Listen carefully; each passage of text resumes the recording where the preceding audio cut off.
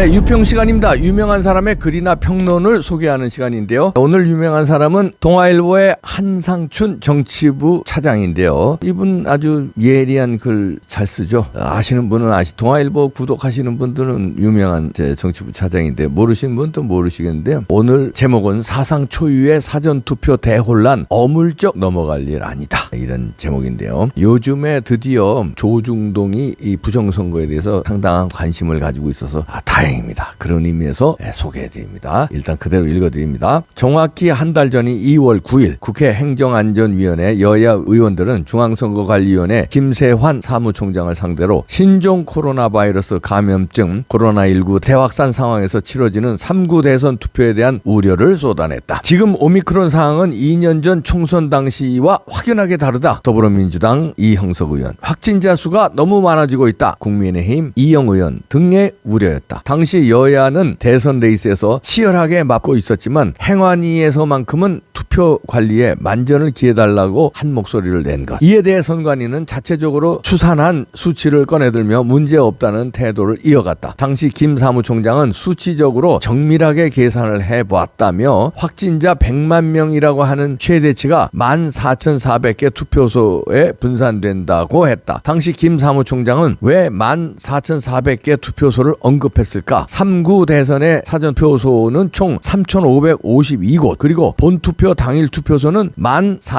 14,464곳이다. 선관위는 확진 격리 유권자에 대한 연장 투표가 실시되는 본투표 당일만 신경 썼을 뿐 정작 사전투표에 대한 고려가 제대로 되지 않았던 셈이다. 그 결과 우리가 지켜본 것처럼 5일 초유의 사전투표 대혼란이 발생했다. 뒤늦게 선관위가 부랴부랴 대책 마련에 나섰고 9일 본투표가 막을 내렸지만 이번 사전투표 혼란은 철저하게 되짚어야 할 문제다. 당장 84일 뒤에 또 선거가 치러지고 있기 때문이다. 게다가 대선은 전국적으로 단 한 명을 뽑는 선거다. 유권자들은 한 장의 투표용지만 받는다. 하지만 6월 1일 열리는 지방선거는 광역자치단체, 광역의원, 기초자치단체장, 기초의원을 뽑는 선거다. 전국적으로 당선자도 많고 투표 방법도 대선에 비해 훨씬 복잡하다. 만약 6월 지방선거에도 이번과 같은 혼란이 발생할 경우 그 후폭풍은 걷잡을 수 없이 클 것이다. 여권 관계자는 대선과 달리 지방선거에서는 불과 2, 3표 차로 당선자가 결정되는 경우도 있었다며 그나마 선관위는 지방선거가 아닌 대선에서 호되게 당할 걸 다행으로 생각하고 철저히 대책을 세워야 할 것이라고 했다. 정치권도 선관위만 질타할 것이 아니라 법령 개선, 예산 지원 등 국회가 할 수 있는 역할을 해야 한다. 당장 1투표소 1투표함과 유권자가 직접 투표함에 투표용지를 넣는다는 두 가지 법령의 충돌이 이번 혼란의 원인이 됐던 만큼 여야는 법령 개정도 고민해야 한다. 또 최저임금에도 못 미치는 수당을 받고 일하는 투표 사무원의 처우 개선도 국회가 해결할 목이다. 선거는 민주주의의 근간이다. 정권마다 급변하는 정치적 상황에서도 우리 국민은 선거는 공평하고 투명하게 치러진다는 믿음을 갖고 있었다. 그러나 이번 사전투표 대혼란은 그 믿음에 작은 균열이 냈다. 선거에 대한 작은 불신의 씨앗이 심길 소지를 준 것이다. 불신의 씨앗이 싹트지 못하고 소멸되도록 선관위도 국회도 철저하게 대비해야 한다. 한상춘 정치부 차장입니다. 한상춘은 한경화하고 TV에서 같이 방송하던 분인데 한상춘 논설위원이 있는데 그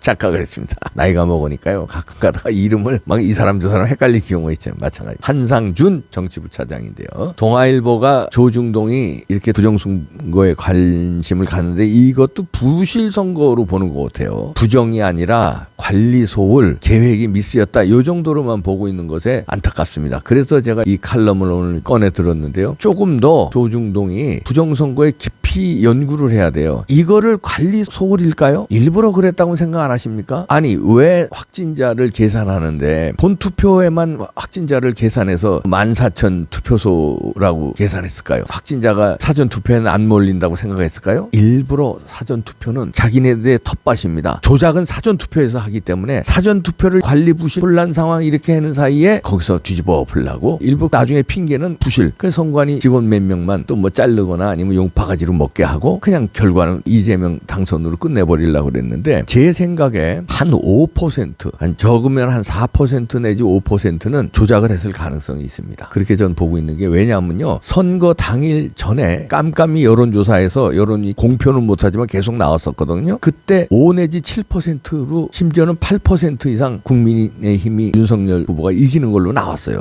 아니 그리고 단일화가 됐는데 깜깜이 선거 전에도 윤석열이 이기는 걸로 나왔는데 깜깜이 선거 여론조사 때 단일화가 됐기 때문에 더 벌어졌단 말이에요. 그래서 8% 정도 7, 8%가 벌어졌는데 아니 어떻게 당선 출구조사에서 0.6% 차인가요? 0.8% 차인가요? 그렇게밖에 안 나요. 그리고 유시민은 왜 1%로 자기네들이 이긴다고 그랬을까요? 그리고 출구조사에서 0.8%로 국민의힘이 간발의 차로 이기는 걸로 나왔는데 왜 민주당은 왜 화기애애하고 이겼다는 표정들이 나왔을까요? 출구조사에 그렇게 나왔는데 사전투표에서 다 둘러없는다는 거예요. 그러면 자기네들이 보정값을 매겨놨다는 거예요. 사전투표의 보정값, 조작값. 네, 그걸 저는 적으면 3%, 많으면 5%의 조작값을 매겨놓고 했는데 그거를 뛰어넘어. 그러니까 5.8%를 윤석열이 이기는 바람에 그러니까 예를 들어서 5% 조작값을 만들어놨는데 5.8%를 이기는 바람에 0.8% 차로 이겼다. 저는 그렇게 분석을 합니다. 저는 그렇게 추측을 하는데요. 그런데 그럼 나중에 핑계댈 때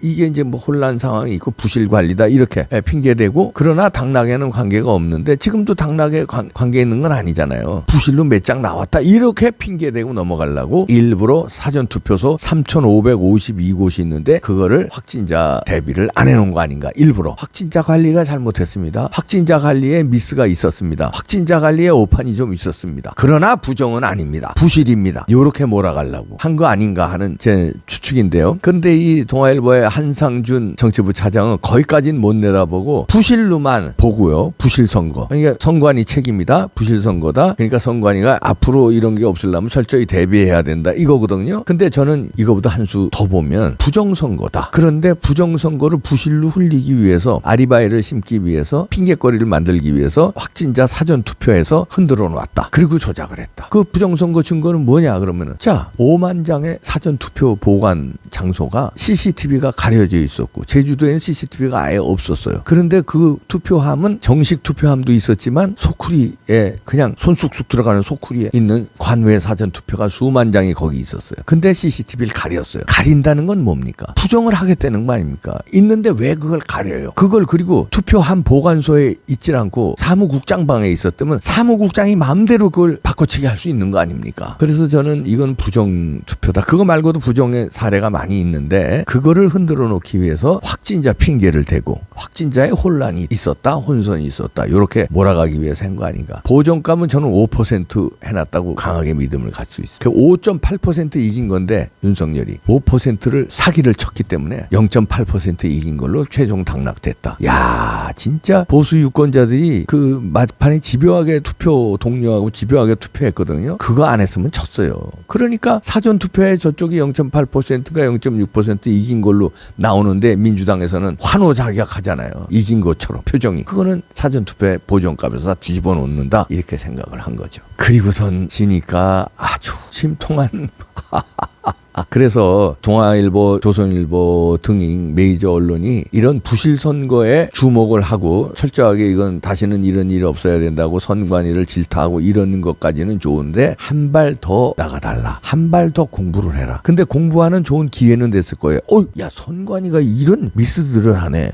그럼 더 미스는 4.15에 125군데 부정이 있었다고 저 길길이 뛰는데 그럼 그것도 한번 들춰봐야 되겠다. 이러면서 취재가 들어갈 수 있다는 희망은 있습니다. 이제 좀 깨닫기 시작한 것 같아요. 선관위를 그동안 믿었는데 21세기 2022년 대명천지에 무슨 말도 안 되는 소리 이렇게 애들 봤거든요. 그런데 2022년 대명천지에 이런 어마어마한 게 벌어졌잖아요. 이번 3구 대선에서. 그렇다면 4.15에선 안 벌어지리란 법 어디 있어? 더 벌어졌는데 거기서는. 그러면 취재에 들어갈 것이다. 이렇게 저는 믿습니다. 기자정신이 있다면요. 최소한의 양심이 있다면요. 들어가야 돼요. 들어가야 됩니다. 문제점 부실이 아니라 부정입니다. 부정선거의 개연성을 확실히 발본색원해야 됩니다. 이참에. 그렇지 않으면 우리는 선거 때마다 부정선거에 휘말리고 그러면 나라가 이게 뭡니까? 제도를 개선하기 위해서는 언론이 사명을 다해줘야 돼요. 이 시스템은 문제가 있는 것이다. 이 시스템에 어떤 문제가 있는 것이다. 어떤 문제가 실제로 발현됐다. 부정이 됐다. 이거를 취재를 해줘야 돼요. 부실에서 한 발짝 더 들어가기 바랍니다. 부실이 아니라 부정이에요. 그걸 동아일보에 그걸 제가 지적하고 싶어서 한상준 정치부 차장의 글도 칭찬하지만 여기서 한 발짝 더 들어가 달라. 자기 동생이든가 자식이 반에서 2등 해왔어요. 칭찬하지만 그 다음에는 1등 해라. 이게 독려하는 것처럼 한상준 정치부 차장에 한 발짝만 더 들어가 달라고 주문하고 부탁드리는 겁니다. 취재 잘하셨어요. 그러나 한 발짝만 더 들어가 주십시오. 그래야 세상을 바꿉니다. 세상을 바꾸는 건 영웅도 바꾸지만요. 언론이 바꿔요. 그게 언론의 사명입니다. 아시잖아요. 화이팅 동아일보, 화이팅 조선일보. 갑시다. 부탁합니다.